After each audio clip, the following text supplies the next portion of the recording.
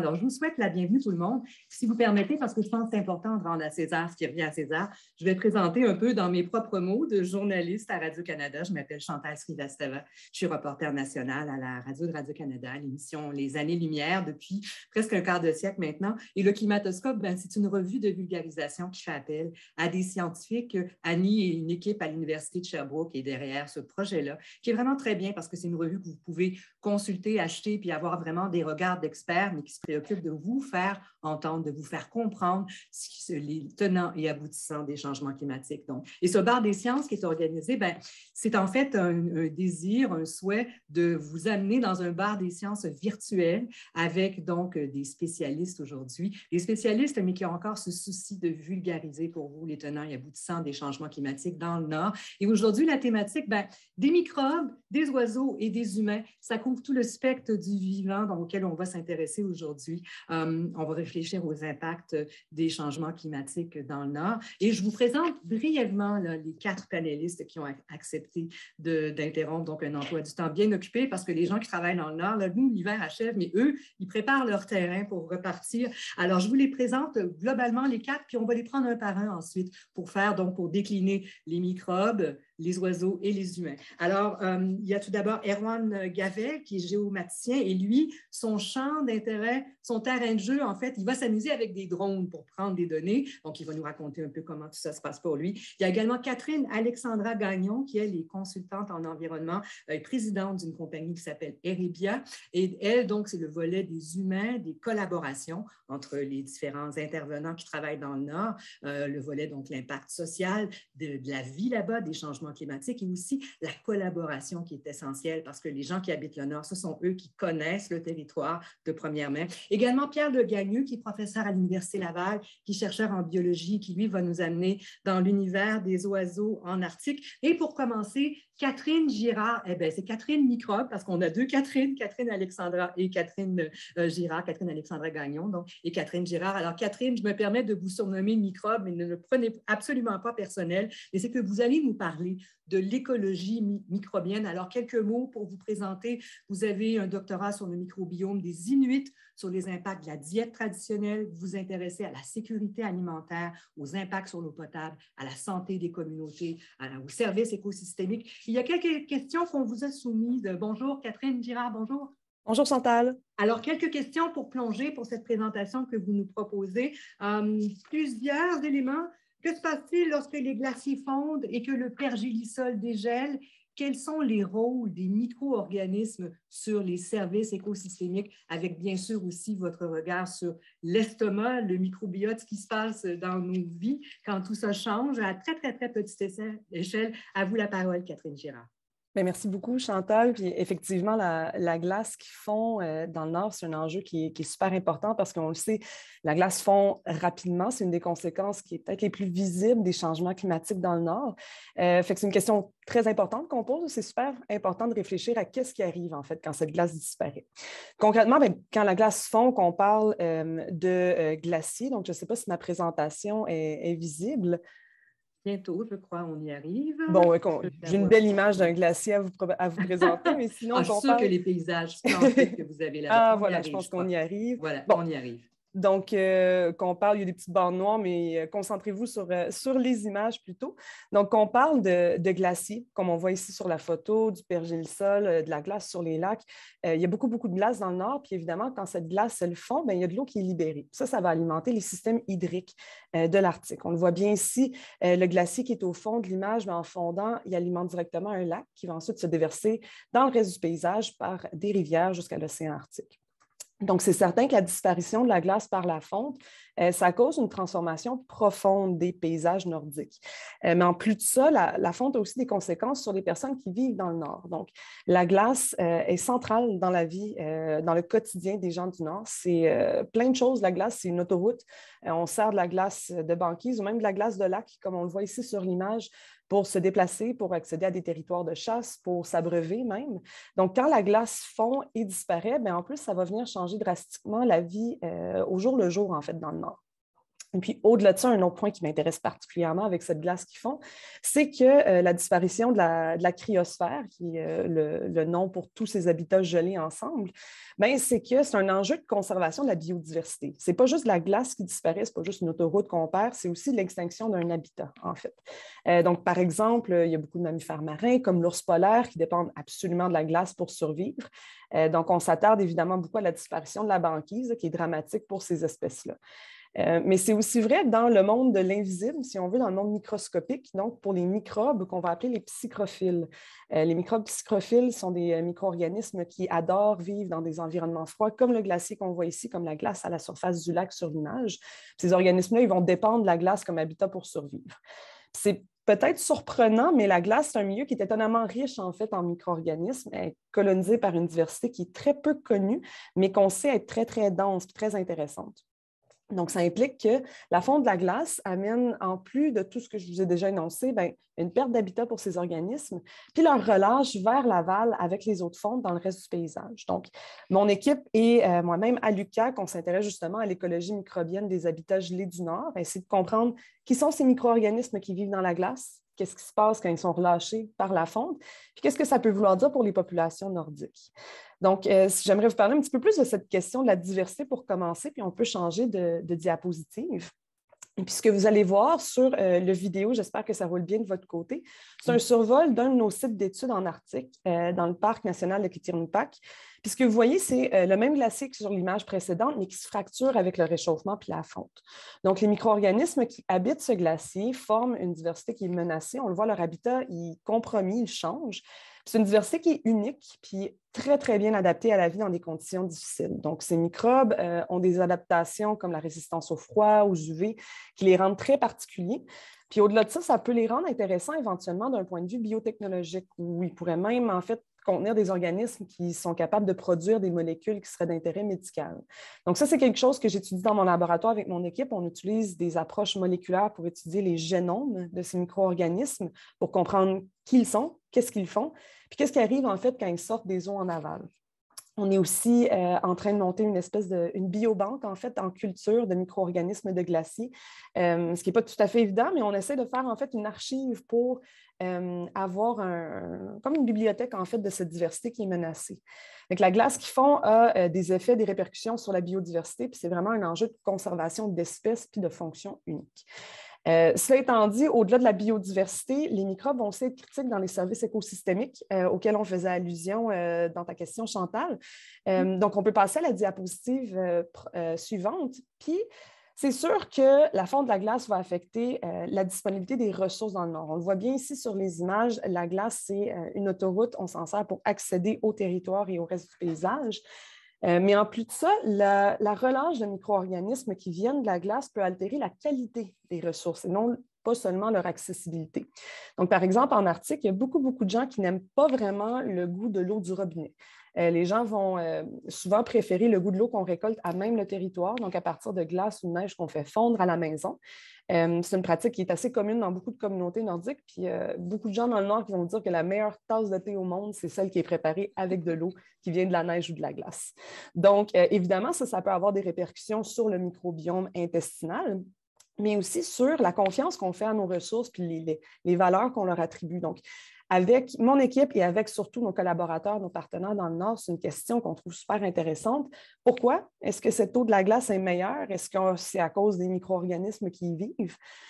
Donc, on montre toutes sortes d'espèces de taste tests, de goûter à l'aveugle l'eau pour essayer de voir s'il y a des liens entre la qualité de l'eau et les micro-organismes. On essaie de cartographier les sites pour identifier ceux qui sont les plus menacés pour protéger les ressources. Donc, ça, c'est un projet collaboratif qu'on mène avec une communauté avec qui j'ai beaucoup travaillé sur le microbiome intestinal pour essayer de faire le lien entre microbes de glace et services écosystémiques. Puis peut-être pour terminer rapidement, parce que je vais terminer sur une note plus légère, tout ça c'est un peu négatif, là, diversité menacée, services écosystémiques compromis, tout ça, mais il y a de la lumière aussi dans cette histoire parce que les microbes, moi je les trouve fascinants, ceux qui vivent dans la glace, parce qu'on peut aussi les utiliser pour mieux comprendre les changements. On peut passer à la prochaine diapo. Mon équipe et moi, ce qu'on essaie de faire, c'est d'utiliser des espèces microbiennes comme marqueurs pour mesurer les changements climatiques et la fonte dans le paysage. Donc, mesurer le signal de micro-organismes qui viennent de la glace en aval dans les eaux de fonte. Ça nous permet de détecter les changements, en fait, avec une finesse qui est assez importante. Donc, on a déjà identifié un groupe de bactéries particulier qui s'appelle Polyromonas, qu'on essaie d'utiliser, en fait, comme un outil prédictif des systèmes qui sont à risque de changer dans le futur. Donc, c'est une application qui est très importante pour ces microbes qui sont libérés de la cryosphère. Peut-être pour revenir à ta question, Chantal, qu'est-ce qui se passe quand la glace fond?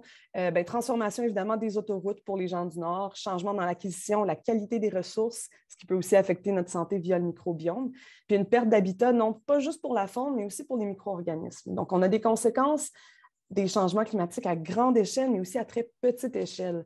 Puis ces microbes sont absolument uniques au monde. Il est essentiel de les documenter avant qu'ils disparaissent. Donc, c'est des questions que moi, mon équipe, nos collaborateurs, on travaille fort pour essayer d'élucider, pour tenter de lever le voile sur cette diversité peu connue.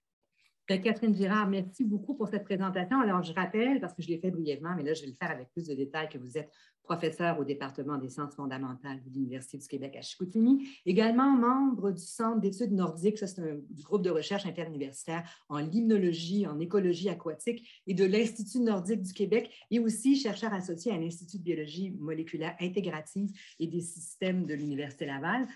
J'ai oublié aussi de dire aux internautes qui nous regardent pour ce bar des sciences virtuelles du climatoscope que si vous avez évidemment des questions, vous commencez à connaître le principe après 2 ans de pandémie, la petite boîte de clavardage en bas, vous nous les soumettez tout au long donc des présentations de nos panélistes et on va se faire un plaisir de garder du temps à la fin là, pour pouvoir vraiment vous revenir, vous parler, vous répondre à vos questions. Donc, on les voit défiler au fur et à mesure. On va faire un florilège de tout ça à la fin. Alors, merci Catherine. Je me permets une petite question vite. Je veux juste une réponse oui, non. Vous la goûtez, la différence entre les différentes eaux dégelées que vos cobayes, que vos collaborateurs goûtent, eux? Vous le goûtez, vous?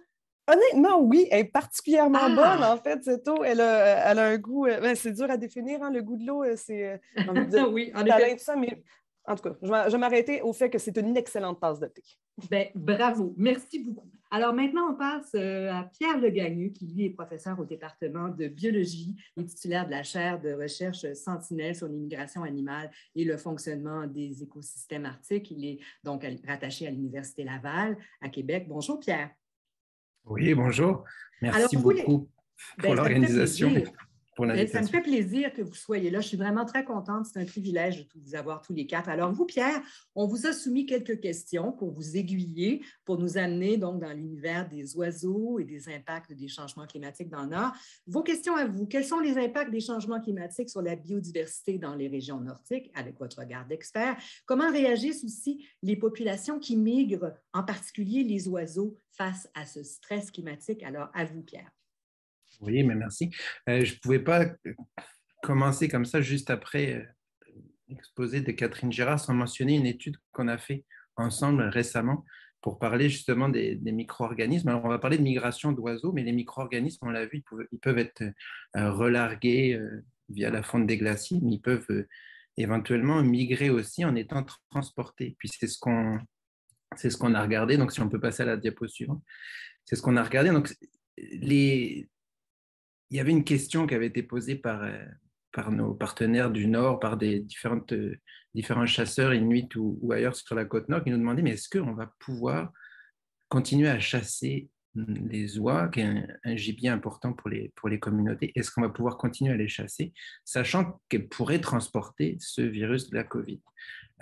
Et puis, nous, on est un peu en première ligne parce qu'on est capable de capturer des oies au printemps avant que ces oies-là montent dans le nord. Alors, on a capturé des oies comme on fait tous les ans presque au printemps pour suivre la migration des oiseaux. Et ce qu'on a fait là, c'est rajouter un protocole qui a été mis en place par Catherine pour justement essayer de détecter la présence de COVID. Et on a eu la réponse très rapide. Donc ça, c'est une étudiante, Christina Frédéric, je trouve Catherine dans ma tête, Christina Frédéric, qui a justement analysé ça très, très rapidement en laboratoire pour montrer qu'il n'y avait pas de présence de ce virus-là, que les oies ne pouvaient pas le transporter. Et donc, c'était un message qu'on a pu envoyer très vite aux communautés. En même temps que les oies arrivaient, on a communiqué très vite aux communautés sur que les oies n'étaient pas un vecteur de ces virus-là et puis qu'elles pouvaient les consommer de façon sécuritaire. Donc, ça a été très apprécié. Puis, c'est des liens simples qu'on peut mettre en place. Puis pour une fois qu'on fait de la science qui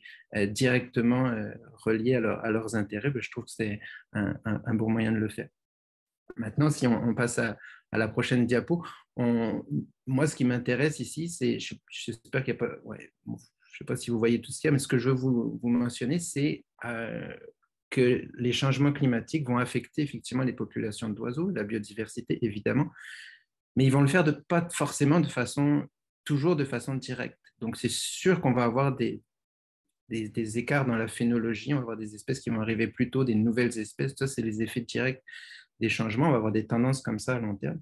Mais il y a aussi des effets indirects, puis c'est ça que je vais un peu vous parler aujourd'hui. Donc, je vais passer à la diapo suivante sur une espèce qu'on étudie, c'est l'Eider aduvée. Alors, l'Eider, vous la retrouvez dans l'estuaire du Saint-Laurent, vous la retrouvez un peu partout sur la planète. C'est une espèce qui se reproduit aussi en Arctique et qui dépend, quand elle se reproduit en Arctique, de la glace de mer. Et ce qu'on a étudié avec Francky Jean Gagnon, puis d'autres collègues de l'Université du Québec à Rimouski et d'Environnement Canada, c'est le lien entre la décision de reproduction et la glace de mer. On voit que la décision de se reproduire dépend de la masse corporelle. Une fois que les femelles ont atteint une masse corporelle suffisante, elles vont être capables d'investir dans la reproduction et de pondre des œufs. Et cette probabilité de se reproduire, on le voit dans le graphique en bas à droite, mais elle va dépendre de la date de la fonte des glaces. Plus la fonte des glaces va être hâtive, plus elles vont se reproduire et éventuellement pondre plus d'œufs. Pourquoi? Parce que quand la glace se casse, elles ont accès à une source d'alimentation beaucoup plus proche de leur site d'alimentation, sinon elles doivent parcourir des plus grandes distances. Donc là, on a un effet direct plutôt positif des changements climatiques.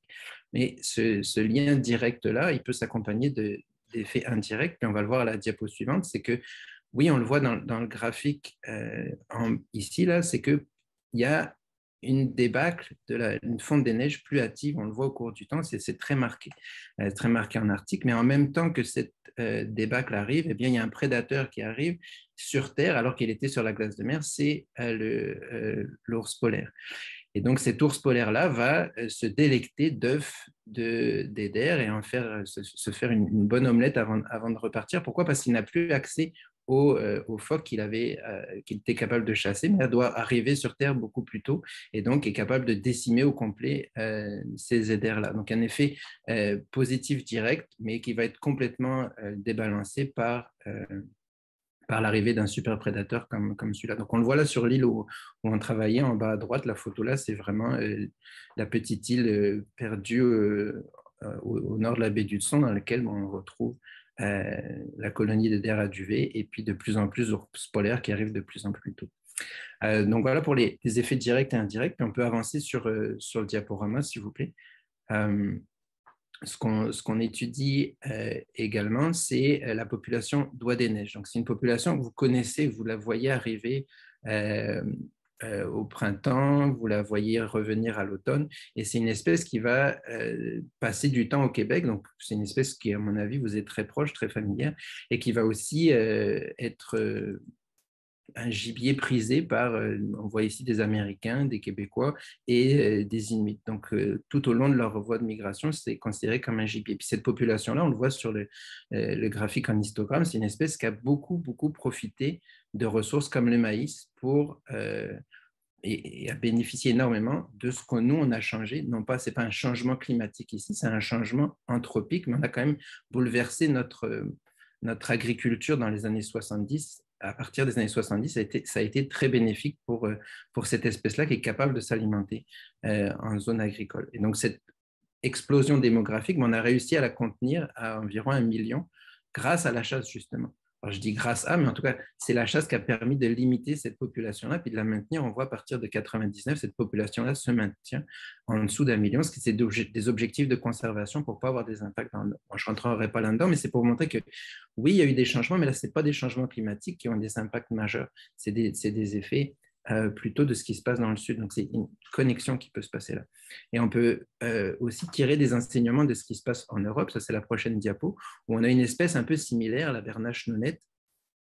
Et celle-là où ça ne sort pas très bien, mais vous voyez la population migratrice et la population de base, qui a elle aussi connu les mêmes procédés, un peu plus tôt que Loi des Neiges, mais on voit qu'elle a augmenté, la population bleue ici. La population bleue augmente, mais cette population migratrice se reproduit dans le nord de la Sibérie, et la population sédentaire qui s'est installée au cours des années 80, elle ne migre plus, mais est capable de produire beaucoup, beaucoup plus et beaucoup plus hâtivement, et prend le pas, en fait, sur la population migratrice. Donc, on voit, et puis c'est pas, je donne ça comme un exemple, mais c'est un des impacts des changements climatiques, c'est-à-dire qu'on va avoir de plus en plus d'espèces sédentaires, et les espèces qui déclinent le plus, malheureusement, c'est les espèces migratrices, qui doivent faire face à beaucoup de changements, dont les changements climatiques, mais pas que, des changements qui se passent un peu partout le long de leur voie de migration. Et ça nous amène à un autre champ de recherche, c'est la prochaine diapo. J'en ai peut-être mis un peu trop, mais enfin, vous pouvez me couper si c'est trop long, mais... la prochaine, c'est ça, c'est toute l'interconnectivité. On le voit à quel point, nous, on étudie l'écosystème de Bealow, donc c'est au nord, la terre de Baffin, et l'écosystème de Bealow, on le voit, il y a des oiseaux qui sont suivis depuis presque 30 ans maintenant, et pour lesquels on a accès à des trajets migratoires, et on voit un peu cette interconnexion entre entre les différents sites d'hivernage et de reproduction, et on voit que nos oiseaux peuvent se retrouver un peu partout sur la planète. Donc, cette interconnexion-là, eh bien, c'est très important pour éventuellement protéger ces espèces-là, comprendre où est-ce qu'elles vont. La prochaine diapo, s'il vous plaît. Donc là, il y a une petite animation, mais c'est juste pour vous montrer à quel point, ouais, cliquez là, à quel point la migration peut être extrême, en fait, pour ces... Donc, le Labaloncus, une espèce un peu fantastique pour les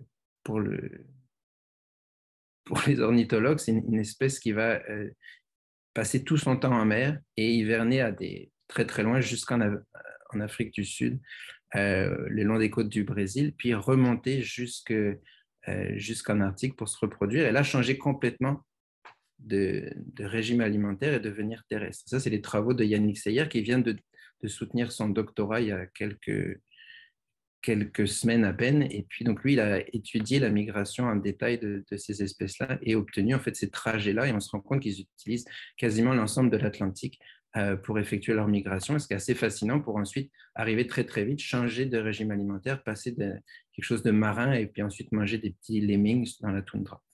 Donc, ça vous montre un peu toute cette interconnexion-là et puis le besoin de comprendre cette interconnexion-là pour protéger. On peut sauter la prochaine diapo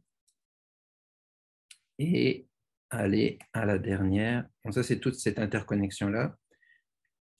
Et la dernière, c'est pour juste mentionner que pour protéger ces écosystèmes-là, il faut les comprendre, il faut communiquer. Et puis, communiquer sur la biodiversité, c'est quelque chose qui est encore difficile, même si on en parle. Et aujourd'hui, on parle de biodiversité et de changement climatique, mais on voit que les changements climatiques, ça c'est une enquête médiamétrique qu'on a fait, et les changements climatiques prennent beaucoup de place par rapport à la biodiversité. Et encore maintenant, et dans le rapport du GIEC, là, le dernier rapport, on voit que la biodiversité commence à faire partie des solutions. Et c'est un peu ça que je voudrais lancer comme message, c'est que c'est peut-être plus facile d'agir pour protéger la biodiversité encore que lutter contre les changements climatiques. Donc, si on veut agir, peut-être que c'est une bonne façon de le faire. Enfin, voilà.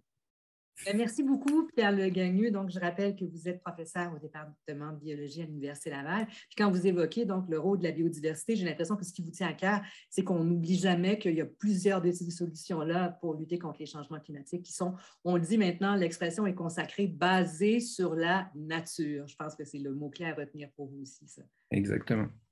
Alors, je rappelle aux gens que si vous avez des questions pour nos panélistes, avant qu'on enchaîne avec Catherine Alexandra Gagnon, vous pouvez, dans la boîte de clavardage, nous les soumettre. On garde du temps à la fin pour que les panélistes puissent vous répondre. Donc, on les accumule, puis on va donc en bloc les convier les 4 à vous répondre. Maintenant, j'aimerais passer la parole, mais tout d'abord, vous la présenter à Catherine Alexandra Gagnon, qui est présidente du cabinet conseil Erebia.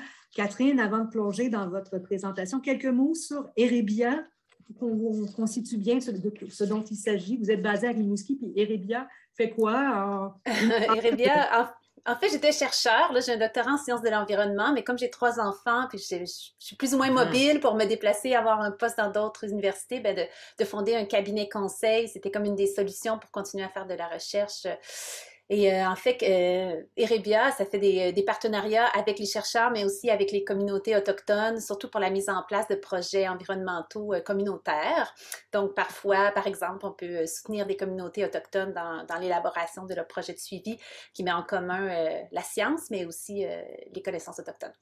Alors, on a fait microbiote, oiseaux. Avec vous, on arrive à humain. Les questions qu'on vous a soumises, Catherine Alexandra, comment les chercheurs, les chercheuses peuvent-ils co-créer, donc créer ensemble des collaborations durables avec des partenaires nordiques pour mailler les savoirs locaux et universitaires, dont expression à la mode, mais c'est une réalité qui est fondamentale, mailler les savoirs locaux et universitaires pour mieux comprendre les phénomènes, comprendre ce qui est en train de se passer. Puis, avez-vous un exemple concret? Je pense que les exemples souvent valent 1000 mots. Ça nous permet de voir un peu concrètement comment tous ces grands mots s'incarnent dans la réalité. Donc, à vous, Catherine Alexandra. Merci. Je voulais valider que vous voyez bien mon PowerPoint parce que c'est moi qui le partage. Bon, parfait. C'est beau. Alors, je vais essayer de changer de diapo. Alors, si on posait des questions, quand on s'imagine le Grand Nord et la recherche qu'on fait dans le Grand Nord et qu'on se ferme les yeux, on imagine certainement des grandes contrées sauvages, peu habitées, la banquise, les ours polaires. Et puis, si on demandait à Sam Omick, un homme avec qui j'ai beaucoup travaillé, qui est décédé, un grand chasseur, il y aurait probablement une vision assez différente. Pour lui, c'est sa terre natale. Pour lui, le territoire, c'est des montagnes, des rivières qu'il est capable de nommer dans ses propres termes, qu'il connaît, qu'il a visité, la terre de ses ancêtres, son garde-manger. Et puis, en observant les animaux desquels il dépend, parce que Sam a vécu sur le territoire jusque dans les années 60-70, ben, il y a énormément d'informations qu'il a récoltées juste en observant le territoire. Alors, bien sûr, les anthropologues sont parmi les premiers scientifiques qui se sont intéressés à la vision autochtone du territoire, mais depuis quelques dizaines d'années, entre autres, avec la menace des changements climatiques, parce que l'Arctique est au premier plan de ces changements, parce que c'est difficile de faire de la recherche dans le Nord, de couvrir ce grand territoire, ça coûte très cher, les chercheurs sont surtout là l'été, pas l'hiver. Bien, on a vu d'un point de vue scientifique un intérêt à demander aux populations locales ce qu'ils observaient sur le territoire, ce qu'ils en connaissaient. Et d'un autre côté, on a vu croître chez les populations autochtones un désir d'être plus partie prenante dans les processus de recherche, d'avoir une voix en fait sur le type de recherche, sur les questions qu'on pose, parce qu'on a vu beaucoup de chercheurs venir l'été repartir un petit peu de manière à s'approprier les connaissances du territoire sans que les populations locales soient impliquées. Alors moi, c'est un sujet qui me fascine, c'était mon sujet de maîtrise et de doctorat, la mise en commun des connaissances autochtones. Et là, je vais vous donner un exemple concret parce qu'on me le demande souvent et je vous amène dans un territoire que vous connaissez, Chantal, dans l'Ouest canadien, un territoire qu'on voit ici, qui est en fait l'aire de répartition du troupeau de caribous de la rivière Porcupine. On le voit, l'aire de répartition en rose. Ce troupeau, en fait, c'est le plus gros troupeau à l'heure actuelle au Canada de caribous migrateurs, chassés par une dizaine de communautés autochtones, Gwich'in et Inuvialuit, depuis des dizaines de milliers d'années, en fait. Et qu'est-ce qui est particulier à ce troupeau, c'est qu'il va mettre bas, il y a une migration annuelle chez ce troupeau migrateur et les femelles vont mettre bas de l'autre côté de la frontière, en territoire américain, sur la plaine côtière de l'Arctic National Wildlife Refuge. Je ne suis pas très bonne pour le traduire. Et il y a une certaine problématique. Oups, excusez-moi, je vais reculer. Certaines problématiques, car il y a énormément de pétrole dans ce secteur et les républicains ont depuis des années menacé d'ouvrir cette aire protégée pour aller faire du développement pétrolier en plein air de mise bas du troupeau. Donc, est arrivé les années 90. Le troupeau était en déclin et il y avait un souci. Bon, les changements climatiques ont commencé à en parler, mais il y avait une grande menace de développement pétrolier. Donc, un souci du point de vue des scientifiques de protéger le troupeau et de tout ce secteur très, très riche. L'Arctic National Wildlife Refuge, c'est une contrée très, très riche au niveau de l'Arctique. Et du point de vue autochtone, une grande préoccupation. Les Gwich'in se définissent comme le peuple du caribou. Donc, d'un point de vue scientifique et autochtone, on avait des grandes préoccupations et on se rendait compte qu'on avait très peu de données accumulées sur ce territoire. Et en prévision d'un éventuel potentiel développement pétrolier, on souhaitait accumuler des informations pour pouvoir détecter des changements. Donc, au niveau scientifique, on s'est assis en 1994 plusieurs scientifiques, plusieurs représentants des communautés autochtones, et on s'est dit, on doit faire de la collecte d'informations sur ce territoire qui est précieux à nos yeux. Et ça a été vraiment un dialogue, une rencontre de plusieurs jours avec plusieurs scientifiques d'universités, de gouvernements, des représentants des communautés. Et on est arrivé en discutant à se dire, OK, au niveau scientifique, là, vous êtes super bon, on va faire un suivi de certaines données scientifiques, des données météorologiques avec la science, des données sur le développement industriel sur le territoire, le trafic sur une autoroute de terre qui donne accès au territoire du Caribou, et le verdissement avec les changements climatiques, le verdissement de la toundra.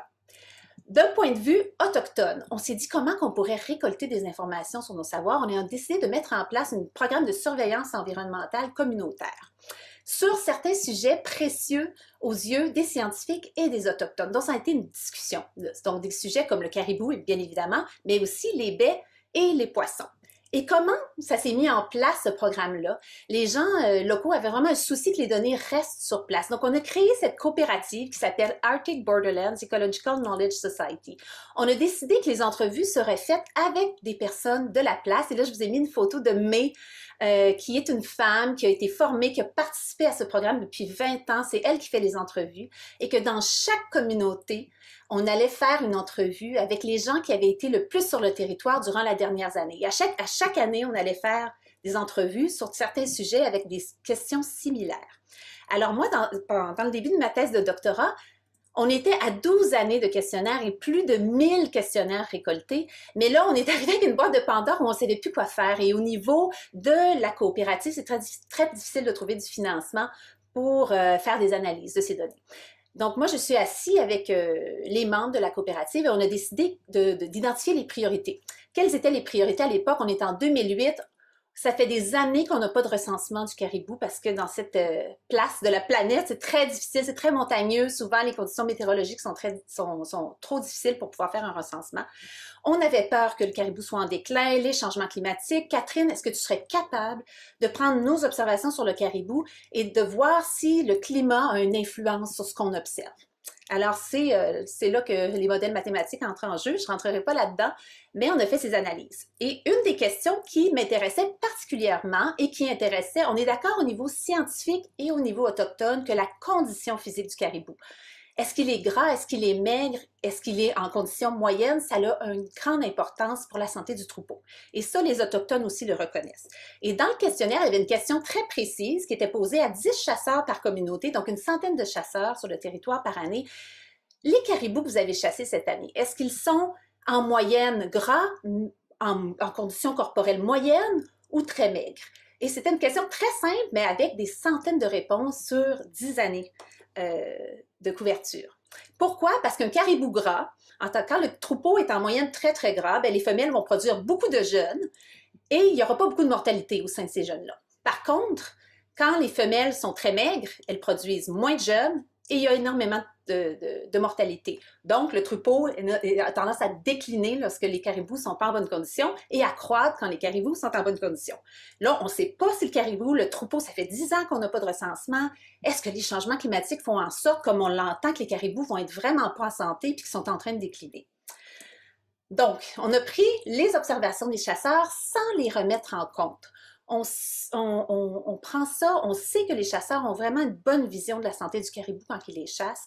Il y a certaines études dans d'autres parties de l'Arctique qui ont montré des relations entre la mesure de gras que peuvent faire des scientifiques et le jugement que peut avoir un chasseur sur la condition corporelle. Alors nous, on a pris ces données-là sans les remettre en question. Et ce qu'on a observé, c'est qu'au cours de la décennie 2000-2010, les chasseurs en moyenne observaient que les caribous étaient en meilleure condition, étaient de plus en plus gras. C'était surprenant parce qu'on sait que dans cette région-là de l'Arctique, c'est une des places sur la planète où il y a le plus de réchauffement. On est déjà rendu à 4 degrés en moyenne. Qu'est-ce qu'on a observé aussi au niveau des données climatiques, c'est que les printemps sont de plus en plus chauds. Donc, ça allait un petit peu en contradiction. Wow, les printemps sont plus chauds, mais le caribou est en meilleure condition. Et ce qu'on a réussi à faire dans nos analyses, c'est de montrer qu'effectivement,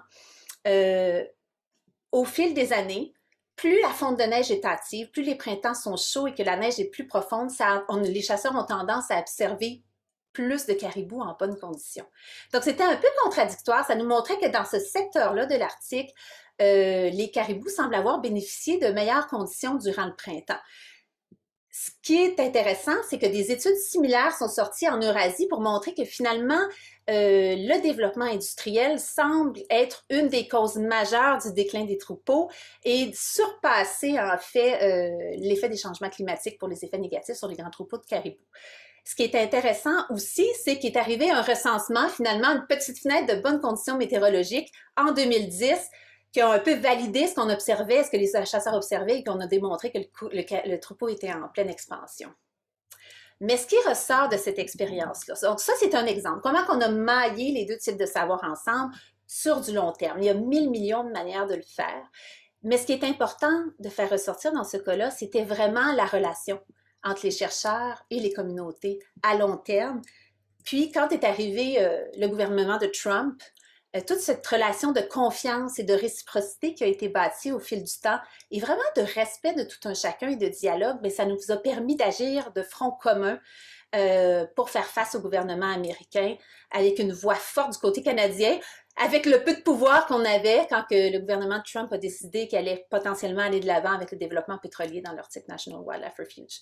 Donc, je vous laisse sur ce côté positif-là, mais moi, ma conclusion de mes expériences diverses dans l'Arctique, c'est que c'est autant la manière de mailler les connaissances, mais ce qui est le plus important, c'est vraiment la manière de le faire dans le respect des points de vue de tout un chacun. Catherine Alexandra Gagnon, je vous remercie beaucoup. Alors, je rappelle que vous êtes consultante en environnement et présidente d'une firme qui s'appelle Erebia et que les gens peuvent nous soumettre leurs questions. Donc, à la fin de vos présentations, à tous les quatre, on va pouvoir garder quelques minutes, évidemment, parce que c'est un bar des sciences pour vous entendre, pour répondre à vos questions que vous pouvez soumettre, que vous connaissez maintenant la manière de faire, que vous pouvez soumettre dans la section clavardage. Moi, j'ai hâte de vous entendre, Catherine Alexandra, sur la façon dont vous arrivez à jongler avec la poésie dans les langues utilisées dans le Nord par les Inuits, où ils ont parfois plusieurs expressions qui nous échappent là, pour décrire ne serait-ce que les différentes conditions de la neige. Alors, je suis curieuse de voir, on en reparlera peut-être tantôt, si ça vaut aussi pour l'état, l'adiposité des caribous. Et on y reviendra peut-être tout à l'heure. Alors maintenant, le dernier présentateur, dernier panéliste, mais non le moindre, il s'appelle Erwan Gavel. Il est géomaticien. Bonjour, Erwan. Bonjour Chantal. Alors, vous êtes avec une compagnie qui s'appelle GeoGrid et vous avez vraiment le défi d'aller sur le terrain chercher une foule d'informations avec des drones. Alors, vous êtes quoi, géographe de formation, brièvement, donc votre bagage. Donc, et là, vous jouez avec des joujoux et je soupçonne que dans le Nord, tout ça doit se briser, que ça doit être éminemment compliqué, mais qu'avec la COVID, tout le monde s'est tourné vers vous pour dire, Erwan, comment on peut faire maintenant pour avoir encore une série de données longitudinales. Donc, peut-être qu'on aura l'occasion d'y revenir. Mais les questions qu'on vous a soumises à vous, pour vous entendre donc au cours des minutes qui viennent, face à l'immensité du territoire, comment est-ce qu'on peut mieux comprendre les régions nordiques dans une perspective d'écosystème, là où les frontières, on l'a vu, les caribous ne connaissent pas la frontière entre le Canada et les États-Unis, ont peu d'importance. Et comment les technologies peuvent-elles nous aider à mieux comprendre la manière dont les territoires sont habités par les communautés, les espèces et aussi peut-être quel est l'impact des changements chez eux. Erwan, la parole est à vous. Merci beaucoup. C'est vrai qu'avec mon bagage de géographe, j'ai une passion incroyable pour les cartes et puis l'utilisation de la donnée spatiale pour comprendre le territoire, aussi bien au niveau social qu'environnemental. Puis le gros jeu, comme on peut le dire, c'est d'utiliser des sources de données spatiales, donc géoréférencées, de différents niveaux, et puis de travailler avec toutes ces couches-là pour illustrer des changements au niveau macro, mais aussi au niveau local. Et donc là, aujourd'hui, ce que je veux vous présenter, c'est un projet particulièrement qui illustre un petit peu cette approche différente et comment la science, comme disait Catherine Alexandra, vient en appui aux connaissances et aux savoirs traditionnels autochtones. Donc là, on peut passer à la slide suivante. Moi, c'est un projet dans lequel j'ai travaillé qui est on peut dire au sud des territoires nordiques, donc dans la communauté Innu de Pessamit, donc dans le Nitassinan. Et donc là, on voit les cartes des territoires, des communautés. On peut voir que même dans le sud du Québec, on a quand même des délimitations et des comme on parlait, de frontières qui sont différentes de celles qu'on connaît habituellement. Et donc, on a travaillé sur le caribou, mais là, ici, le caribou forestier, de comprendre son évolution. Donc, il y a déjà des recherches qui sont faites par le gouvernement au niveau de la pose de colliers, GPS, où là, on va pouvoir suivre les déplacements, et aussi de l'inventaire par hélicoptère qui dérange beaucoup les animaux, pour faire le comptage et le suivi, pour essayer annuellement de voir l'évolution de ces populations-là. Et depuis plusieurs années, on a une quantité d'individus qui décroît à vitesse grand V. Et donc là, le mandat, le projet, c'était d'accompagner la communauté des Inuits Pessamit dans l'acquisition d'un drone et l'utilisation pour aller à leur échelle sur des territoires qu'ils connaissent, acquérir de la donnée spatiale.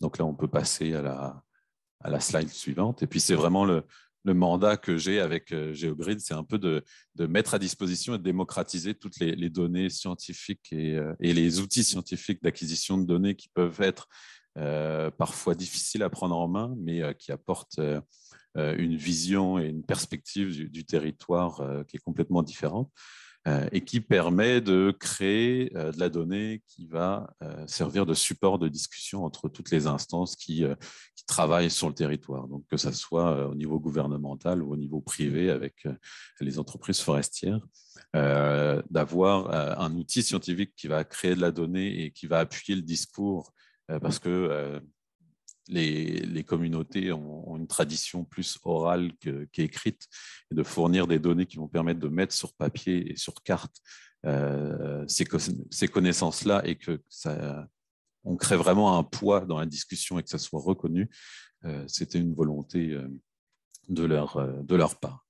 Donc là, si on passe à la slide suivante, là, c'est une image satellite où on a interprété un petit peu la perte de végétation sur les différents sites, qui sont soit des coupes forestières, soit des feux de forêt. Et en fonction de l'année, de la couleur, donc plus c'est rouge, plus c'est récent, on peut cartographier l'évolution des pertes ou des gains au niveau de la végétation sur un territoire. Ici, où on a la petite cabane, c'était le chalet de Jean-Luc, qui est responsable chez les Inuits de protéger le pipmoakan et le caribou forestier. Et on voit que il est un peu entouré, englobé comme un peu une pression à grande échelle de cette perte d'habitat. Et d'avoir un outil comme le drone pour aller chercher de la donnée plus locale et de pouvoir l'extrapoler sur des grands territoires, on va peut-être mieux comprendre l'impact que ça a sur les communautés, mais aussi sur la biodiversité. Donc là, si on passe à la carte suivante, donc là, rien que visuellement, on voit clairement l'impact ici de coupes forestières où on a des coupes à blanc totales. Et on a peut-être 20 ou 30 mètres le long des cours d'eau et des lacs qui sont préservés, non coupés, donc avec une approche respect visuel. C'est-à-dire que quand on est en canot sur le lac, on a l'impression d'être dans la forêt, mais quand on prend de la hauteur, on se rend compte que c'est morcelé. On peut passer à la photo suivante. Et ces territoires-là, ils sont peu propices pour, par exemple, les caribous pour se cacher. Donc, quand on a des chemins forestiers, on a une augmentation des prédateurs. Donc, le loup adore les coupes et cela crée des chemins qui permettent d'agrandir les aires de distribution, de chasse et donc de pression sur le caribou. Et on voit aussi une remontée du sud vers le nord de l'orignal. Et le caribou forestier et les orignaux ne se supportent pas. Donc, on va avoir aussi des déplacements qui sont faits inter-espèces. Donc là, si on continue, donc là, on a développé une méthodologie de terrain où Jean-Luc, lui, connaît très bien son territoire. C'est son territoire familial, comme disait Catherine, et c'est des connaissances qui sont essentielles. Je ne pourrais pas, moi, aller sur le site, sur le terrain et dire je vais compter les caribous tout seul. Il faut une personne qui connaît le territoire, qui connaît où sont les populations, où est-ce qu'ils se déplacent. Il sait très bien où est-ce qu'il y a des loups, des meutes et comment ça évolue. Et derrière, on va utiliser le drone comme outil pour aller sur un endroit, en haut de la montagne, par exemple, qui serait difficile d'accès. On va pas déranger les populations en restant à une longue distance des caribous. Et si on passe à la slide d'après, on va avoir une utilisation du drone, pas juste pour prendre des photos, mais vraiment pour cartographier le territoire. Donc, on va assembler toutes les images ensemble pour avoir des grandes zones couvertes et on va créer donc, ce qu'on appelle des orthomosaïques, donc des cartes 2D comme de l'imagerie satellite, mais à très haute résolution, qui nous permettent de détecter les caribous et on s'est rendu compte qu'on voyait aussi l'hiver très bien les traces. Et par l'interprétation des images, par les connaissances de Jean-Luc, il a pu me dire ces traces qu'on voit ici, c'est des caribous, ce n'est pas de l'orignal, ils sont environ 5 ou 6. Et ça, c'est des informations qui sont essentielles pour dénombrer la fréquentation du territoire. Si on passe à la carte suivante, on n'a pas eu la chance de survoler des caribous et de détecter l'animal directement dans les images, mais par la vectorisation, donc on vient tracer tout le linéaire des traces de fréquentation du caribou, on va créer un indice de nombre de kilomètres de traces par surface.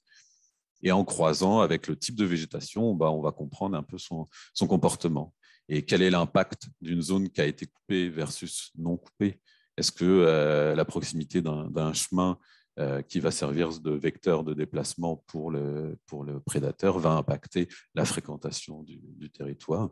Et on pourra donc avoir comme des indices de fréquentation par type de végétation au sol et puis de l'appliquer sur l'ensemble du territoire familial et de se rendre compte de comprendre les changements et les pressions qu'il peut y avoir sur ce territoire-là.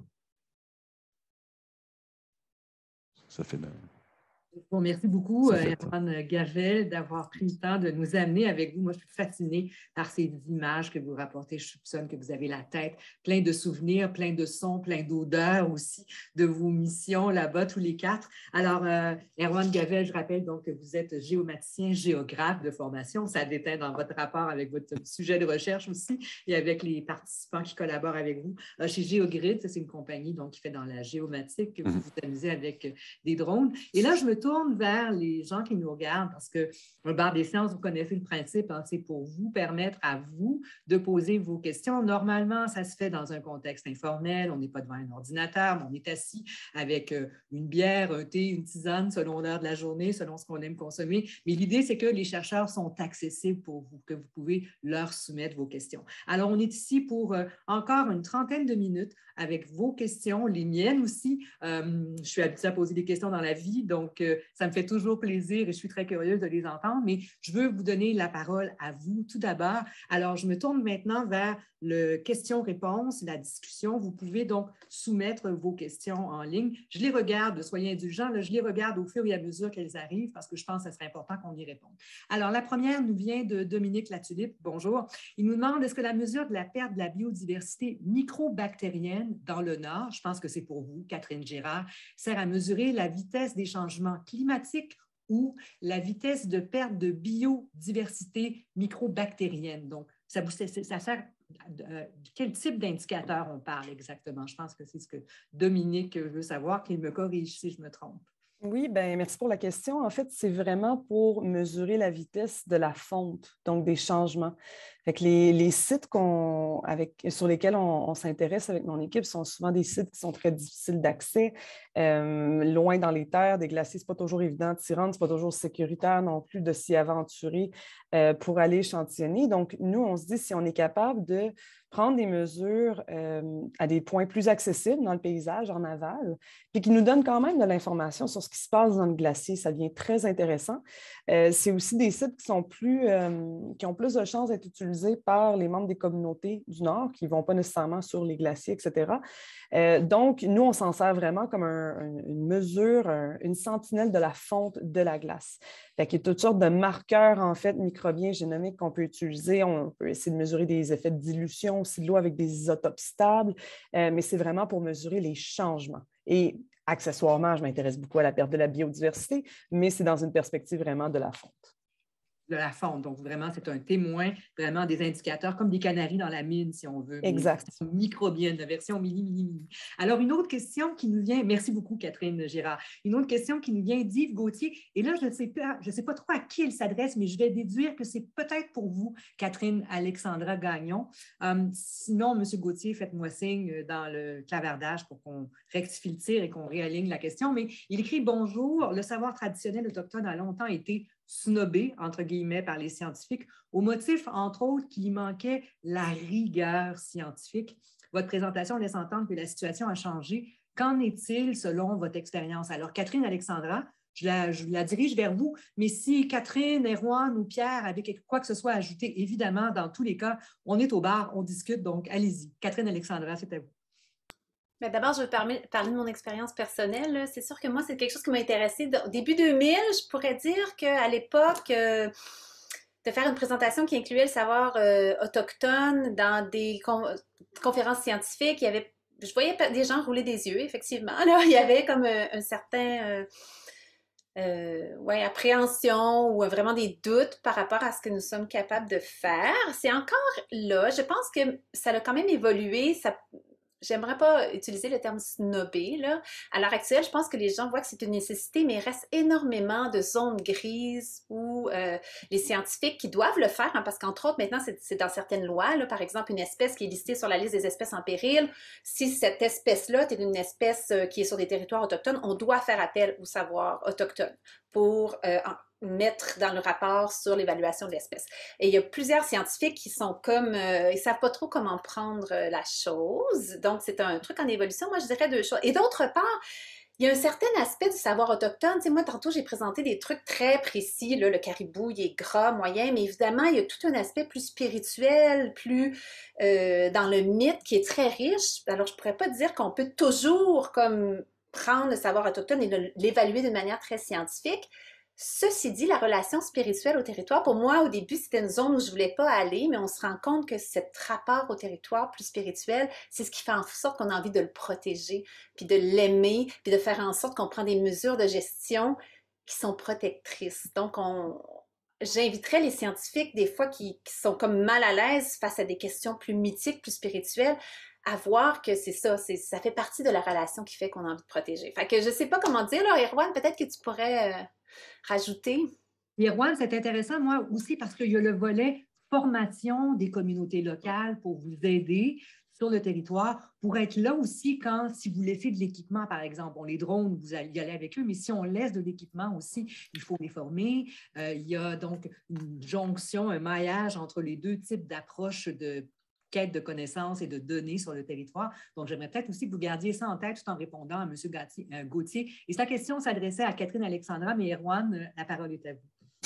Merci, mais je partage tout à fait ton point de vue, Catherine Alexandra. Mais effectivement, je ne sais pas si je dirais que le savoir traditionnel autochtone n'est pas forcément snobé par le milieu scientifique, mais peut-être n'est pas reconnu scientifiquement. Encore assez. Et ça arrive souvent que, par exemple, j'ai une expérience avec une communauté plus à Tikamek qui a soumis un rapport pour faire valoir, par exemple, une demande d'aire protégée.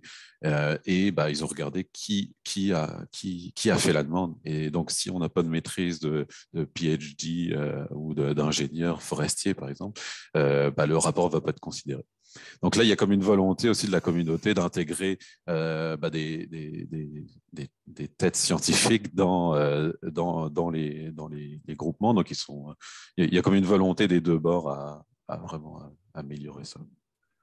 Il y a des réseaux comme ArcticNet aussi qui ont toujours eu cette préoccupation là depuis toujours de collaborer de manière soutenue, continue, de faire de la formation aussi. Là. Il y a ce fameux projet d'Université du Nord qui tarde à se mettre en branle à grand déploiement, en tout cas aux dernières nouvelles. Peut-être que tout ça a évolué. Une autre question pour vous, tiens, Erwan, puisque vous aviez la parole, à moins que quelques-uns des autres panélistes, Pierre, Catherine Girard, vous avez quelque chose à ajouter là-dessus sur le savoir, le maillage des deux savoirs? Pierre, Catherine? Je pourrais peut-être contribuer quelque chose. Je suis complètement d'accord avec Catherine Alexandra puis Erwan. Puis j'ajouterais que ça change progressivement. Donc, on voit une volonté peut-être de la part des institutions académiques de reconnaître l'importance des savoirs traditionnels puis de les mettre sur un pied plus d'égalité, en fait, pour les mailler et non pas dans une relation de pouvoir. On le voit notamment dans...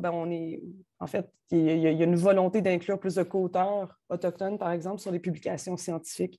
C'est génial. Par contre, il y a encore énormément de barrières à ce plein maillage du savoir, là, donc une barrière très technique et toute simple, mais il y a des journaux auxquels on aimerait soumettre des publications. Ça prend absolument un courriel pour chacun des co-auteurs. Oui. Mes collègues sur le territoire, ils n'ont pas tout un courriel. Fait que là, ça devient une barrière. Et Internet, il faut voir une vitesse de connexion assez rapide aussi pour se brancher. Exact. Fait qu'il y a certainement une volonté, ça change pour le mieux, mais il y a encore énormément de travail. Puis on doit encore militer puis être des alliés là, pour nos partenaires. Puis, si je peux ajouter, là, je sais qu'on veut passer à l'autre question, mais tu sais, quand on parle de formation, il faut vraiment la voir dans les deux sens, c'est-à-dire, tu sais, la formation de gens sur le terrain avec des outils scientifiques, mais j'étais en discussion avec des jeunes de la communauté de Port-Inlet, une formation des chercheurs face à la vision autochtone qu'ils ont de la recherche et de leurs priorités. Alors vraiment, moi, la formation, je la vois comme un dialogue dans les deux sens. Ouais, et avoir des chercheurs inuits, ce serait fantastique. Parce que c'est pas encore là, une université d'Arctique, on rêve de ça, mais ça changerait beaucoup de choses, je pense. Pour de plus au sud, il commence à y en avoir en Miguel-Sioui, entre autres à l'Université Waterloo, qui était un des co-auteurs du récent rapport du GIEC, le groupe d'experts intergouvernemental sur l'évolution du climat, qui s'intéressait donc justement au volet relation entre les Autochtones et leur territoire et le maillage avec la science. Il a écrit vraiment un encadré spécifiquement là-dessus, les géographes de formation de la nation Wendat. Donc, un universitaire qui fait de la recherche depuis 15 ans, ça commence tranquillement. Heureusement. Puis ça élargit aussi le regard, un esprit critique aussi, la critique, vraiment les ornières, les oreillettes, tout ça là, disparaît. Alors maintenant, on arrive à une autre question, celle de Mathieu Weiss-Blais. Une question pour vous, Erwan. Comment est-ce que vous arrivez à faire la différence des traces dans la neige entre le caribou et l'orignal à partir des images satellites? Celle-là, on doit vous la poser souvent, mais comment vous arrivez à voir là, à partir d'une image satellite là, où on n'a même pas parfois en visuel? C'est quoi la signature de l'orignal versus celle du caribou? Je pense que c'est important de savoir qu'avec l'imagerie satellite, on ne peut malheureusement pas encore discerner, même détecter des animaux. Il y a des projets de recherche qui se font, par exemple en Afrique, pour détecter des éléphants, des animaux qui sont vraiment plus gros par imagerie satellite.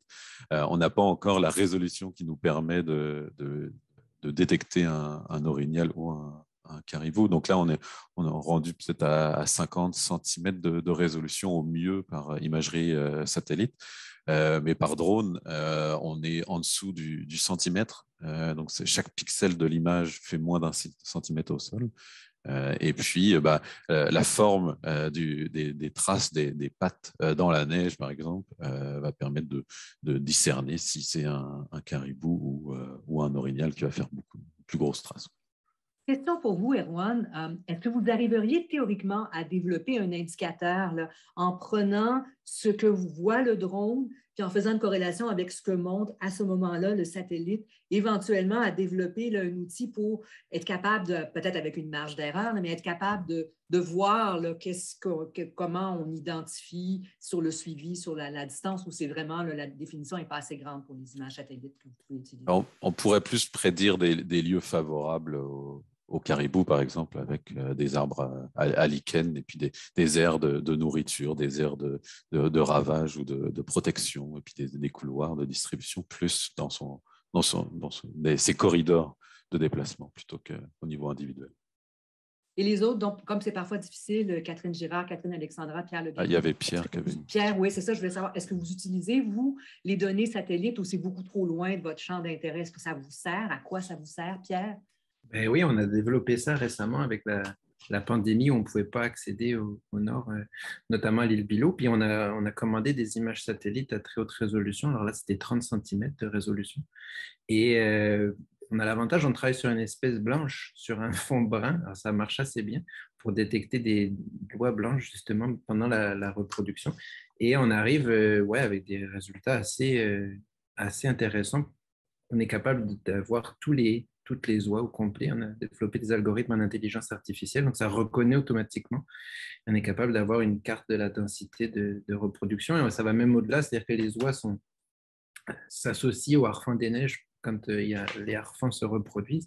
Et on a été capable de montrer des clusters d'oies, des neiges dans des zones propices et puis indirectement avoir de l'information sur l'ensemble de l'écosystème, parce que quand il y a des harfans, ça veut dire qu'il y a beaucoup de lemmings. Donc ça nous donne un peu des indications sur l'état de l'écosystème, même si on n'a pas pu y mettre les pieds.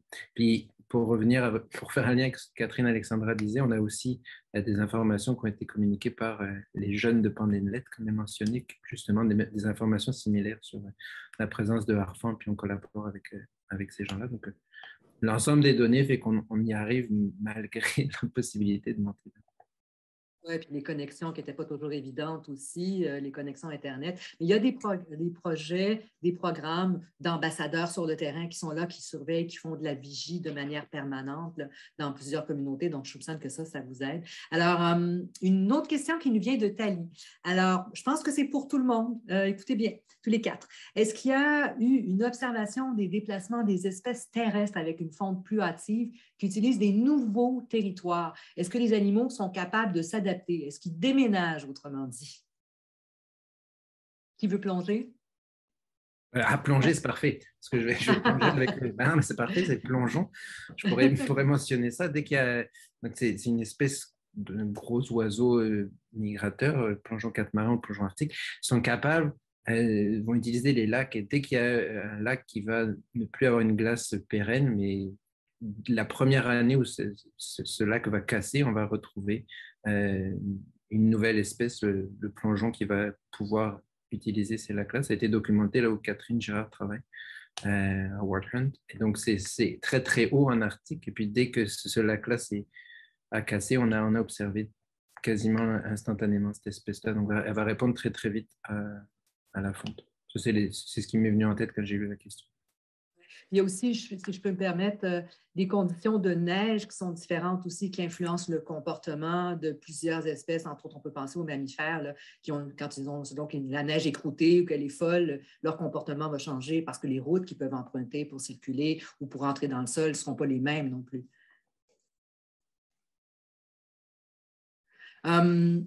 J'aimerais... Oui, Pierre? Je suis complètement d'accord. Mais l'autre espèce qui m'est venue en tête, c'était peut-être pas un lien direct avec la fonte, mais c'est l'arrivée de l'ours noir qui change beaucoup de choses aussi. On a parlé de l'ours polaire, mais l'ours noir, c'est un peu pareil, c'est un prédateur important qui va avoir des impacts majeurs sur beaucoup d'espèces. Moi, je m'intéresse aux oiseaux, mais au Nunavik, c'est sûr que l'arrivée de l'ours va avoir des impacts assez important sur la biodiversité. Oui, parce qu'il fait plus chaud, il remonte, c'est ça. Donc, son territoire s'élargit vers le nord. Il y en a qui montent en altitude, puis lui, il monte en latitude. Il y a une question fondamentale qui est en filigrane de tout ce dont on a parlé, mais surtout maintenant, on a un doublé changement climatique qui frappe vraiment de plein fouet le nord. On l'a évoqué, là. Catherine Alexandra parlait de hausse de 4 degrés, là, alors qu'on est à autour de 1 de moyenne de hausse globale planétaire. Là, on multiplie ça par 4 quand on s'en va dans les régions qu'elle étudie, Alaska, Yukon. On a ça, puis on a également la fameuse pandémie dans des communautés qui sont isolées. Parfois, ça a été donc vraiment, ça a eu un impact sur la santé, sur la prise en charge d'autres problèmes de santé des populations dans le Nord aussi. Alors, ce cocktail-là, là, est-ce que le cocktail des changements climatiques jumelé à la pandémie depuis 2 ans, est-ce que vous observez des impacts sur la santé des habitants là-bas, sur leur sécurité peut-être aussi, quand par exemple, il y a fonte des glaces dans des territoires où ils sont sont traditionnellement habitués à déambuler, alors que là, ben, c'est plus propice, ils ne peuvent plus circuler aussi librement qu'ils le faisaient auparavant. Donc, les impacts des changements climatiques sur la santé des populations que vous côtoyez, avec qui vous travaillez sur le terrain là-bas, qui veut plonger? Catherine Alexandra? Oui, ben, je peux prendre le micro. En fait, je vais vous donner l'exemple de la communauté de Pond Inlet. Là, ça va être comme un impact sur la santé un peu indirect, mais avec la fonte des glaces, évidemment, le trafic maritime dans le nord va tendre à augmenter, hein, parce qu'on voit comme le passage du nord-ouest comme un passage du futur, entre parenthèses. Et dans certaines communautés, bien, le développement minier, puis tout ce que ça peut amener, les gens ont vu une possibilité maintenant d'extraire des ressources, et puis là, ça l'amène des grandes préoccupations au niveau des communautés qui sont un peu indirectes. Hein? Fond des glaciers, on n'exploite plus les ressources, on amène des bateaux, donc on casse la glace. Donc, les chasseurs ont plus de difficultés à accéder à certaines ressources. Fait que c'est comme un impact indirect qui amène un certain stress par rapport au futur de la ressource, avec cette ouverture du Nord à tout un chacun qui veut venir y extraire encore des ressources. Fait que ça, je vois comme un impact sur la santé mentale et sur la santé aussi des gens, parce que je pense entre autres à la mine qui est développée à Pond Inlet, il y a énormément de poussière de mine, donc avec le développement qui s'ouvre dans le Nord, bien, il vient d'autres conséquences sur les populations. Puis il y a un deuxième truc qui est en train d'être étudié par une femme, Gwenaëlle Chailloux et d'autres personnes, c'est toute la fonte des glaciers combinée certaines fois à les mines, puis tout ce que ça peut impliquer. Attends, c'est pas la fonte des glaciers, là. Excusez-moi, moi je suis pas experte de ça, là, mais j'ai entendu qu'il peut y avoir, avec le réchauffement climatique, un certain... le fait que le chlore qu'on ajoute dans l'eau, bu par les communautés, se maille avec avec la forme du pergélisol, plus de composés organiques, puis que ça crée des seconds composés qui soient toxiques pour la santé. Mais là, je vais laisser la parole à Catherine Girard, là, qui va peut-être avoir plus de détails là-dessus, dans des bons termes. Catherine Girard, donc des détails là-dessus? Oui, mais non, c'était excellent. Catherine Alexandra, c'est parfait. Bravo. Puis en fait, oui, je voulais nous amener là aussi, puis c'est le concept du brunissement des eaux, en fait, ouais, c'est ça. Qui menace beaucoup la sécurité des ressources d'eau potable. Ça contribue aussi au fait que les gens ne font pas nécessairement confiance toujours à l'eau qui vient du robinet, parce qu'effectivement, le traitement, la chloration, tout ça, quand ça réagit avec tout le carbone qui est libéré par la fonte du pergélisol, ça peut créer des composés qui sont toxiques à la santé. Fait que ça, c'est sûr que c'est une conséquence sur la santé humaine. Puis peut-être un autre point qui se rapproche aussi de ce que Catherine Alexandra vient d'évoquer, c'est les effets des changements climatiques sur la santé mentale aussi. Puis on en parle beaucoup ici dans le Sud, là, surtout chez les plus jeunes, de l'anxiété climatique, par exemple. C'est un concept qui revient de plus en plus souvent. Puis dans le Nord, dans les populations autochtones de manière plus large, il y a le concept du deuil écologique, en fait, qui est notamment étudié par une chercheure vraiment incroyable, Ashley Kunsolo de Memorial, elle travaille au Labrador et au Nunavut. Sur qu'est-ce que ça représente en fait comme perte dans la vie au quotidien, puis comment ça affecte la santé mentale, les changements climatiques. Puis on commence à le vivre nous ici, mais les populations autochtones, surtout dans le Nord, sont aux premières loges, donc ça fait plus longtemps en fait qu'ils voient, ils ne peuvent mesurer ce qui a été perdu en fait. Les hausses de température significatives là, qu'on a évoquées, les 4 degrés, mais ça a des conséquences qui sont déjà visibles. Ça, c'est associé à un deuil qui vient aussi affecter la santé. Catherine, vous intéressez à la sécurité alimentaire. Je pense qu'il y a des gens aussi, entre autres, à l'Université Laval qui étudient les changements dans la qualité nutritionnelle des poissons aussi associés au changement climatique. On ne soupçonne pas là, que ça change ce qu'il y a dans l'assiette. Et non seulement ça change l'accès à la nourriture parfois quand l'accès est plus difficile à cause de la fonte des glaces, mais en plus, le poisson qu'on arrive à obtenir, il n'y a pas la même qualité nutritionnelle à cause des changements climatiques. Bien absolument. Puis moi, mes fameux microbes que j'aime tant, ça peut sembler loin de notre assiette, mais en fait, ils sont la base des réseaux trophiques. Donc, c'est la qualité, en fait, des communautés microbiennes va déterminer la qualité de ce que les poissons peuvent manger, puis la qualité nutritionnelle que les poissons vont avoir ensuite pour les pêcheurs. Donc, effectivement, ça a des répercussions vraiment là, à plusieurs points d'entrée dans la vie des gens. Alors, je vous rappelle, les gens qui nous regardent, que vous avez encore une quinzaine de minutes pour poser vos questions à nos 4 panélistes dans le cadre de ce bar des sciences. Et là, j'aimerais me tourner, durant qu'on fait de la place dans le clavardage à vos questions, vous me les soumettez par écrit, j'aimerais me tourner vers Pierre Legagneux, parce que Pierre, vous avez évoqué quelque chose, bon, ce bar des sciences est sur les impacts des changements climatiques, mais je pense que vous, ce qui vous préoccupe beaucoup, puis ça fait plusieurs années, on s'était rencontrés dans une conférence, entre autres, sur ce sujet-là, mais c'est que oui, on parle de changement climatique, on l'a évoqué tout à l'heure, mais qu'on fasse aussi de la place à la biodiversité. Et justement, maintenant, à Genève depuis hier, sont en train de se réunir, les pays signataires de la Convention cadre des Nations unies sur la diversité biologique, pour définir quels sont les prochains objectifs de protection pour la prochaine décennie, 2030 et par en avant.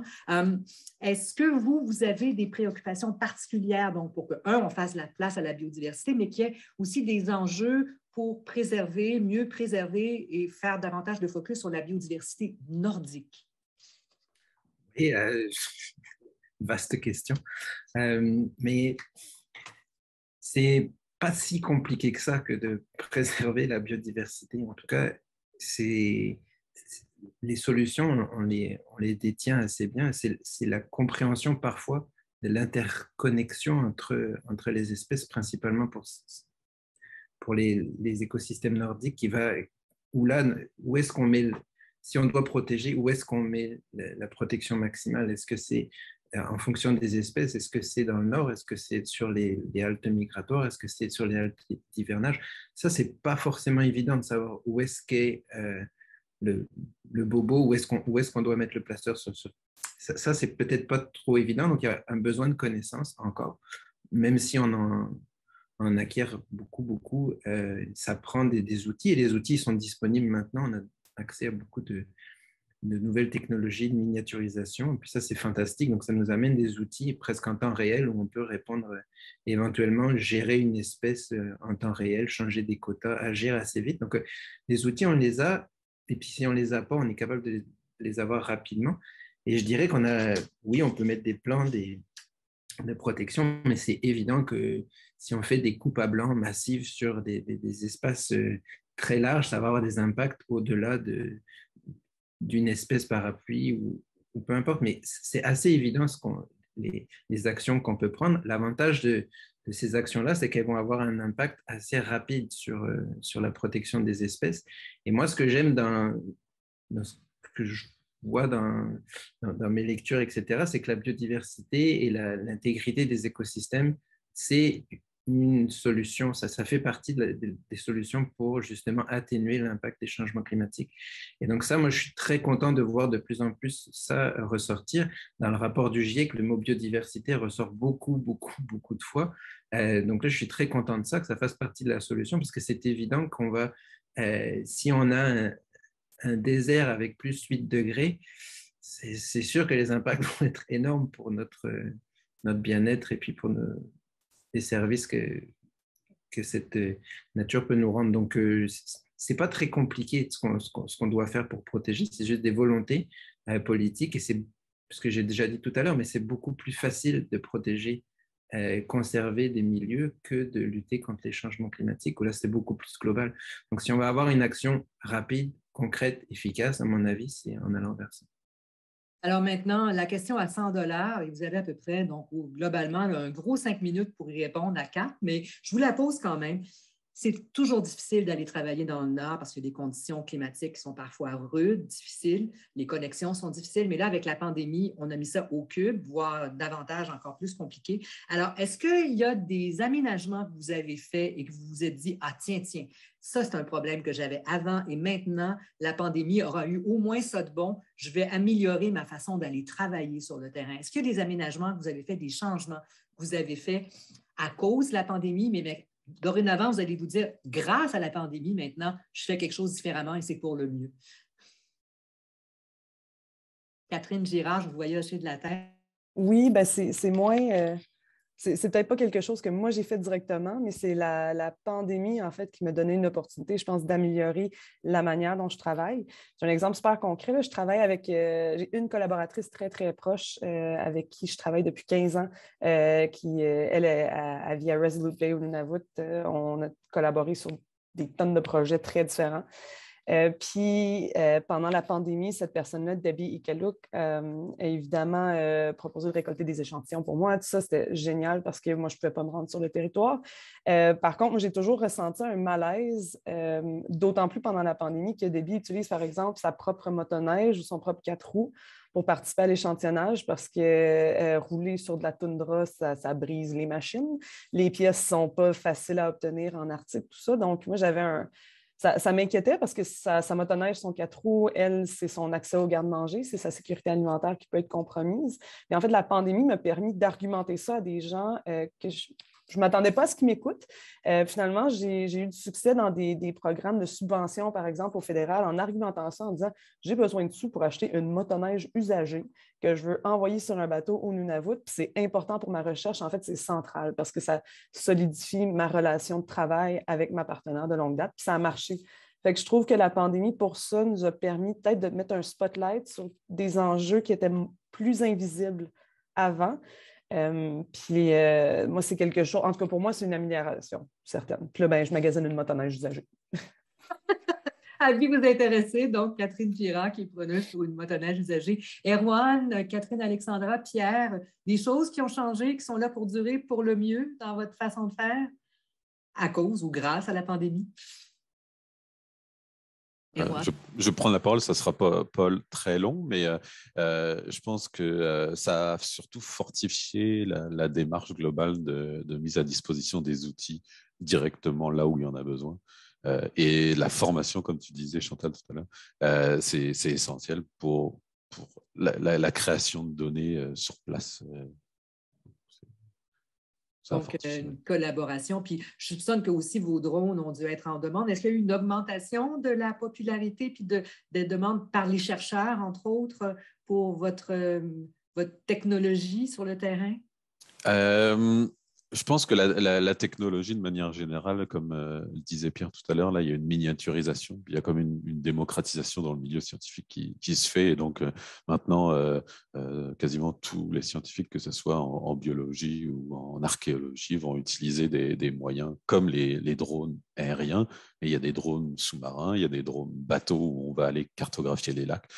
Donc, tous les systèmes automatisés et nouvelles technologies sont rendus moins cher, plus performant, et on peut acquérir de la donnée fiable assez facilement. Il faut juste bien savoir comment l'utiliser derrière. Valoriser les données, exactement. Oui, exactement. Alors, quelqu'un a quelque chose à ajouter sur cet élément thématique-là de pandémie et plus-value, façon de parler là, dans vos façons de faire? Mais je voulais seconder Catherine Girard. Tu sais, je pense que ça fait longtemps que les gens ont envie qu'il y ait plus de formation locale, mais il y a certaines barrières au niveau du financement. Alors, j'espère que ça leur a mis en lumière ces barrières-là, puis qu'on va essayer de les transcender pour que ce soit plus facile, en fait, d'obtenir du financement pour engager des gens sur place puis avoir du matériel sur place. Alors, je souhaite que ce soit pérenne comme changement. Que ça continue. C'est peut-être un des changements qu'on va conserver par la suite. Alors, écoutez, avant, je vous remercie vraiment. Ça a été très éclairant pour moi. J'espère que pour les internautes qui étaient avec nous aussi. Puis avant de vous laisser partir, je vous fais une proposition, mais ça va demander un effort de votre part.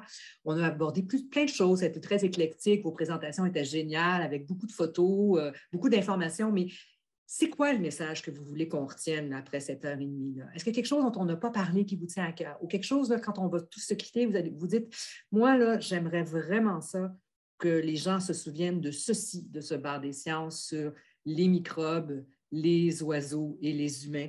Alors, on va inverser la séquence. Erwan, c'est à vous maintenant de commencer avec ce mot de clôture. Je pense que le point important, c'est de prendre le temps d'écouter, de comprendre comment fonctionnent les communautés autochtones. L'exemple du caribou, ça fait plus de 15 ans, par exemple, à Pessamit, qu'ils ont arrêté de le chasser. Ils s'en sont servis il y a plusieurs dizaines d'années pour se nourrir quand il y a eu des hivers vraiment difficiles. Puis là, ils se rendent compte que c'est à leur tour de les protéger. Et ça fait bientôt 15 ans qu'ils ne les chassent plus. Et qui les protège. Et comme Pierre le disait, là, c'est des petites actions qui peuvent contribuer à la lutte des changements climatiques et de ne pas avoir peur d'aller dans les communautés puis de comprendre comment ils fonctionnent, c'est essentiel. Souvent, on a l'impression que c'est une bouchée tellement grosse, une montagne tellement immense qu'on n'y arrivera jamais, mais ce que je vous entends dire, c'est allons-y à petits pas. C'est mieux que de faire du surplace, mais il faut commencer à faire quelque chose. On n'est pas obligé de faire des gestes flamboyants. Parfois, dans les petits gestes, c'est ce qui est important qu'on commence à faire tout le monde. Alors maintenant, Pierre, c'est Pierre ou Catherine, Alexandra, qui veut plonger en premier? Qui veut y aller? Pierre, quand je parle de plongeon, c'est pour vous. Allez-y. Qu'est-ce que vous voulez qu'on retienne de ce que vous avez raconté aujourd'hui? Mais moi, je vais rebondir sur ce qu'a dit Erwan.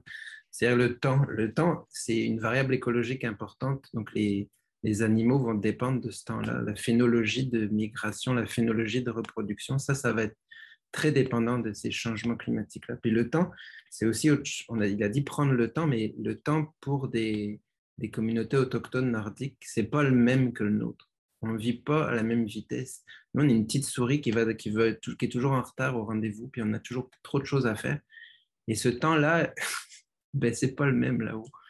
Et il faut qu'on apprenne je sais pas, soit c'est juste trouver le bon engrenage pour que les deux roues s'alignent, mais en tout cas, ce temps-là, le temps écologique, le temps de réflexion, je pense qu'on doit se ralentir. C'est ça ma réflexion. Ça va très vite, puis la phénologie qui est en fait cette magie qui fait que le garde-manger est là dans la nature quand les oisillons en ont besoin. Tout ça est en train d'être décalé, d'être bouleversé, mais c'est important donc qu'on ait ça en tête parce que c'est fondamental qu'il y ait de quoi dans le garde-manger quand les petits oisillons en ont besoin.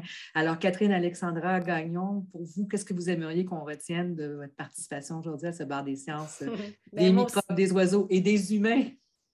Oui, bien moi aussi, je rebondis sur Pierre, en fait. Hein, la biodiversité, on se rend compte à l'échelle planétaire que 90% de la biodiversité restante est en territoire autochtone.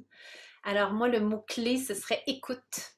Écouter ces gens qu'on a mis de côté dans notre société de manière générale pour voir c'est quoi leur vision du territoire, c'est quoi leur vision de la relation au territoire. Hein? On le voyait sur les cartes d'Erwan, là, le territoire sacré est protégé. Hein? On voit plein d'arbres, puis à l'extérieur, on a tout coupé. Alors, avoir de l'écoute de manière générale, au-delà des chercheurs, que ça transcende dans la société en général, cette vision du territoire. Merci beaucoup, Catherine Alexandra. Catherine Girard, vous aviez le mot du début. Vous avez maintenant le mot de la fin. On retient quoi de ces microbes du Nord qui vous intéressent, que vous étudiez? Bien, d'abord, je pense que tout ce que mes collègues viennent de dire sur la collaboration, l'écoute, c'est certainement la chose dont j'aimerais que les gens se rappellent. Que je pense qu'il faut comprendre que notre vécu des changements climatiques, c'est pas le même de celui des gens qui vivent dans le Nord, donc il faut les écouter. Il faut se doter d'outils, en fait, comme communauté scientifique pour améliorer notre pratique, pour être capable de bien entendre, en fait, ce que les gens nous disent. Puis sinon, en tant qu'écologiste microbienne, de vous rappeler que les habitats gelés, c'est pas juste de la glace, pas juste de la neige dans votre entrée ou qui glace votre pare-brise, c'est aussi un habitat pour des micro-organismes fascinants. Donc, je sais qu'on est tanné de l'hiver puis de la neige, mais la prochaine fois que vous allez gratter votre char, pensez à toutes les petites bactéries qui vivent dans cette glace et qui occupent cette niche incroyable. J'ai appris cette semaine, parenthèse comme ça, que même quand le pergélisol fond puis que le polygone de glace qui constitue le pergélisol fond, on perd des milieux humides puis que ça a des impacts énormes sur plein d'espèces. Vous confirmez, Catherine Girard? Donc, ce n'est pas juste la neige qui fond puis ça fond, c'est que la composition, la chimie, les propriétés physico-chimiques font en sorte qu'on change complètement de milieu. Non seulement c'est plus chaud, mais c'est plus le même genre d'attributs en termes d'humidité, etc. Exactement, puis ça va affecter le succès reproducteur d'espèces terrestres, d'oiseaux, etc. Là, c'est les répercussions sur le long terme. Bien, écoutez, je vous remercie beaucoup d'avoir été avec nous. Je vous remercie aussi pour le travail que vous faites. Hein. C'est très éclairant de vous entendre. C'est très éclairant aussi de voir que même si on a des rapports comme celui du GIEC qui arrivent et qui nous sont des messages qui ont l'air vraiment désespérants quand on regarde ça globalement dans le message, les points saillants à retenir, bien, j'entends de l'espoir dans ce que vous racontez. Puis ça fait chaud au cœur, même si vous parliez du Nord. Là. Bravo, merci beaucoup. Alors, je vous représente brièvement Catherine Girard, qu'on vient d'entendre, biologiste, professeure à l'Université du Québec à Chicoutimi. C'était le volet microbes. Également, Pierre Legagnon, qui est professeur à l'Université Laval, chercheur en biologie pour le volet davantage oiseaux de ce bar des sciences.